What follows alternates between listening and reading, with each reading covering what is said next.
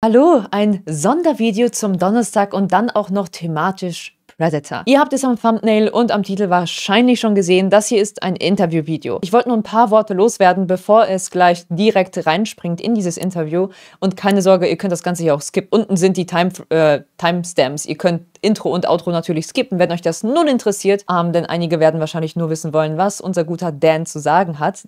Regisseur Dan Trachtenberg. Ich hatte das große Privileg, 10 Minuten mit ihm verbringen zu dürfen und ihm einige Fragen zu stellen. Ich war sehr lange tatsächlich nicht im Interviewraum und habe sehr lange kein richtiges Interview-Junket gemacht. Ich bin in erster Linie sehr dankbar für diese Möglichkeit beim PR-Team, beim PR-Team von Disney, generell Disney, dass Dan auch ein super lieber, freundlicher Kerl ist. Und natürlich geht ein großer Dank an euch raus, denn ohne euch und eurem Support hier auf dem Kanal wäre das Ganze auch überhaupt gar nicht möglich. Thematisch passt es natürlich super bei mir rein, aber weil genau ihr die Zeit mit meinen Predator-Videos und Alien-Videos verbringt, so war das ausschlaggebend auch dafür, dass ich überhaupt, ja, die Möglichkeit und die Chance bekommen habe. Würde ich jetzt über Barbie reden dauerhaft und nichts über Predator, wäre natürlich auch logisch, dass ich gar kein Interesse gehabt hätte. Ich will euch nicht weiter voll labern. Das Interview geht, wie gesagt, 10 Minuten. Es ist ein bisschen geschnitten, weil ich mich ein paar Mal verhaspel und wir natürlich auch ein bisschen Pausen dazwischen haben und jada, jada, jada. Davor und danach gibt es natürlich erstmal dieses ja, Hi und dann das Ciao und whatever. Natürlich ist das Ganze auf Englisch. Wir haben das Ganze transkribiert bzw. übersetzt nochmal in den Untertiteln auf Deutsch. Und ja, seht einfach selbst. Am Ende des Videos gebe ich euch auch nochmal, jetzt ohne jetzt zu spoilern, noch ein paar Worte. Bray succeeded by focusing on human survival, and Badlands puts a predator, Deck, front and center, as an outcast seeking honor after failing his clan. So what were the biggest creative challenges in shifting the narrative to an internal Gouger redemption arc, and how did you ensure that Deck stayed compelling even though he has more of a laconic nature? Great question. The challenges were, on the one hand, finding the right story that would show the Yautja culture as being incredibly brutal and fierce, and allow Deck to still feel that way while also being a window for us, and landing on that underdog story of him feeling discarded from the family and the need to prove his worth to his clan, but also to himself, is something that is pretty universal and something that all of us can find a way into. And the second part of that challenge was to take this monstrous face and not defang it in any way, but still give it emotional subtlety and depth that we can see ourselves in. That came through a lot of long and hard work. We originally were trying to stick to the man in suit thing that has been around the Predator franchise since the beginning. And we did some tests, and the face, the prosthetics just did not really get us where we needed to go. So then we came up with this methodology of doing him in full body suit, but just an open cowl, and letting some VFX artists take it from there, and let Demetrius, who plays Deck, drive the performance, but then having to figure out how do mandibles move in the way that can articulate what a human face would. If you think about all of the hallowed CGI creatures that we've fallen in love with, from Gollum to the Planet of the Apes movies, they're all humanoid faces. Even though they're different creatures, they're humanoid. The Predator face has some design inhibitions, so it was a long, hard road, but made it so worth it in the end to pull it off. There was a time in the beginning where we thought maybe we'd keep him in the mask the whole time, and then we thought maybe there'd be a moment in the movie where it would just break in half, so it would still be covering up half his face. And at the last moment, I just felt like, gosh, if we do that, then we're cheating, and we're not. The idea is you're taking the monster and making him the protagonist. If you aren't looking at a monster, if you're covering it up, then we're not really fulfilling the promise of the premise.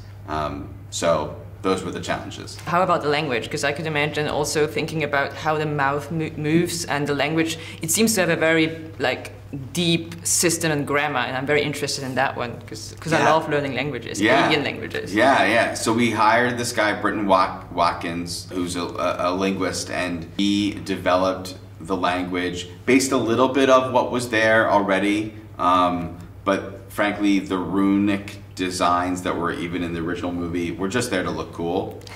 Didn't really make any sense. Yeah. And some of the language from before also didn't quite make sense, and Britton designed it so that it did connect to the ecology of the face of the Yautja and the mouth shape and the way the throat works and the throat sounds that we've heard before. And it does have a full rule set of sentence structure and grammar, and is ready to be geeked out over all across the internet in a big way. And it was very challenging, but also sort of interesting, because when we were shooting the movie and even cutting it, sometimes we'd shoot it in English and then in Yautja to get our bearings, but for the most part, you really realize how much you understand the emotionality of something just on the musicality and rhythms of what someone's saying rather than literally the words, because I never really learned the language, and yet still was able to dial in what Demetrius was doing just from feeling it and hearing it. Very excited because I tried learning Klingon. Really? Didn't work out. I'm excited to try and learn this one to geek out. Yeah. You said Badlands in the future to avoid making the franchise feel like homework. How do you balance the need to build deep franchise, like exploring the lore like you did in Killer of Killers, but and satisfy the core fans, the big old fans like from the 80s, but also make live action films satisfyingly self-contained and for casual viewers? Yeah, I myself am someone who was an old school fan of the franchise, yet also craving a story that hasn't been told, a kind of movie experience that I haven't had yet. And there's so much in the movie that is literally connected to things from previous Predator films, that is spiritually connected, that is conceptually connected, and then, of course, so much new to enjoy.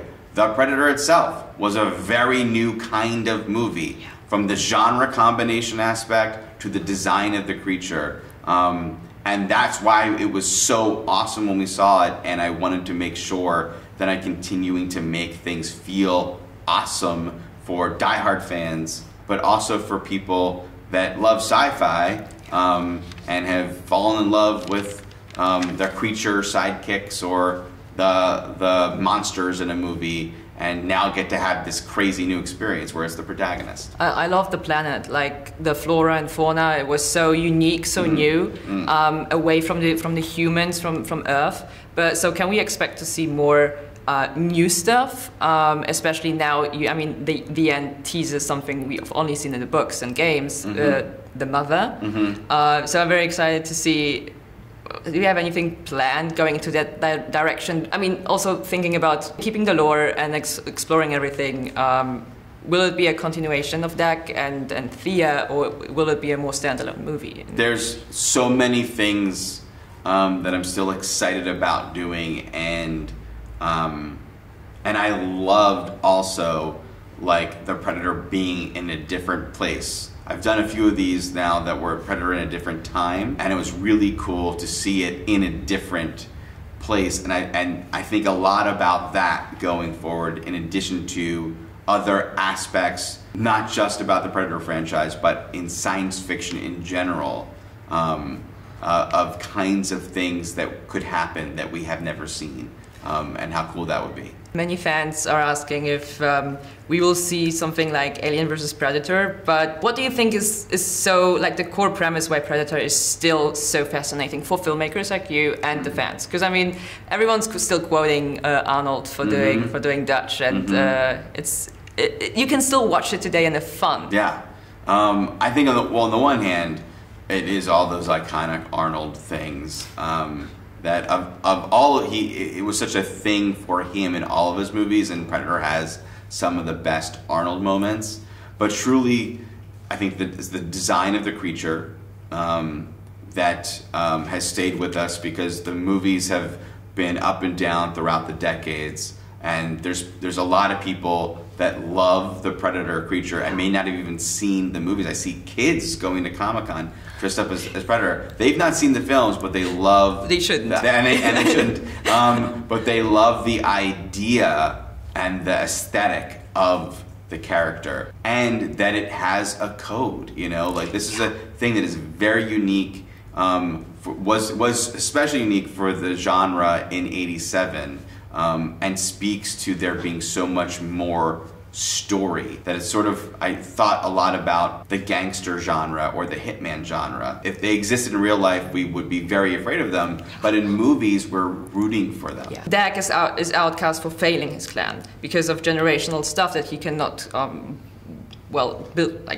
be. And then we have Thea, who is a synthetic, she's designed, but she develops like individual emotional depth. Can we kind of also see this as a social commentary, or see that traditions can be changed throughout younger generations, and that AI might evolve against the intent of its designer? To the first part of that, I'm definitely always drawn to stories about how we deal with legacy, with the things we're burdened by, for where we come from, and can we be more than who we are thought to be, which I think is socially relevant constantly in any era through history, and certainly now. And yeah, the AI thing, I often wonder if we're so afraid of AI because of the movies that we've made, or have we predicted accurately and the movies are going to reflect what's going to happen, and that terrifies me. So, yeah.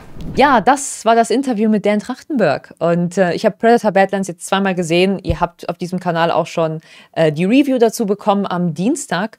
Und ich muss sagen, man merkt, dass dieser Kerl dafür steht, was er macht. Und er weiß, was er macht. Er verfolgt eine klare Linie, und das merkt man. Und das finde ich so toll, denn dadurch, dass er sich wirklich festsetzt mit den neuen Dingen, die er macht, auch wenn sie erstmal neu und gewöhnungsbedürftig sind, so hat er wirklich eine klare Linie und schwankt nicht zwischen, ich will das machen, aber ich weiß, das wird nicht ganz gefallen, deswegen schwenke ich so ein bisschen um. Nein, er zieht diese Linie durch, und genau das macht es so erfolgreich. Und ich bin sehr gespannt, wo er das Franchise noch hinführen wird. Und ich hoffe, dass beim nächsten Film, der dann rauskommt, erneut Interviews möglich sind, um erneut mit ihm sprechen zu können. Ich hätte mich locker noch gute weitere 10 Minuten mit ihm unterhalten können. Ich hätte viel mehr Fragen. Ich bin im Gespräch dann auch noch wie nennt man das? Abgeweicht von meinen Fragen in meinem Büchlein. So funktioniert das natürlich auch. Ich hätte ihm strikt einfach meine Fragen stellen können, aber ich habe gemerkt, da kann man sich so gut unterhalten, und ja, mir hat das sehr viel Spaß gemacht, und ich hoffe, dass ich euch demnächst noch mehr Interviews zeigen und ja, in Zukunft mehr Interviews führen kann und mit euch teilen kann. Ansonsten, ja, falls ihr mir noch nicht folgt und Predator euch interessiert, lasst gerne ein Abo da. Hier kommt regelmäßig Content zu Predator, zu Alien und generell Sci-Fi. Und ja, bleibt gesund, ganz, ganz wichtig, und bis zum nächsten Video.